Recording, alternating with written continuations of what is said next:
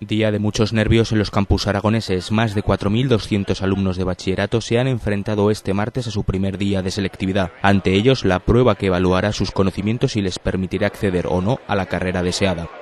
Pues quiero hacer INEF o magisterio, a ver cómo va la nota y eso. Solo necesito un 5, pero a lo que más me da historia. Porque inglés y lengua no es práctica, pero historia, si te olvida algo, pues problemas. Llevo todo el año preparándome. Y ahora la prueba final. Ya para pillar el verano con ganas. Si no lo has hecho ahora, lo que no has hecho hasta ahora no lo vas a hacer en el último día. Así que, sin nervios. Que no mucho. La verdad es que en casa un poco nervioso, pero ahora ya conforme va empezando la hora ya está tranquilizando un poco los nervios. Aparte que no necesito demasiada nota, entonces no sé, les también voy un poco relajado para asegurarlo y luego ya veremos a ver qué tal sale.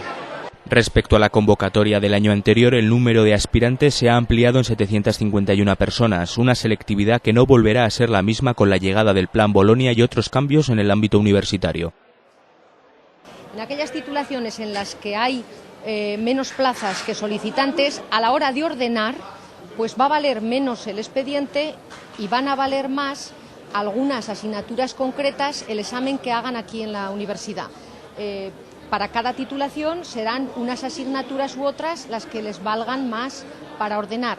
Para aprobar valdrán lo que más las comunes, es decir, y el expediente, como ahora. Será igual de fácil o más aprobar.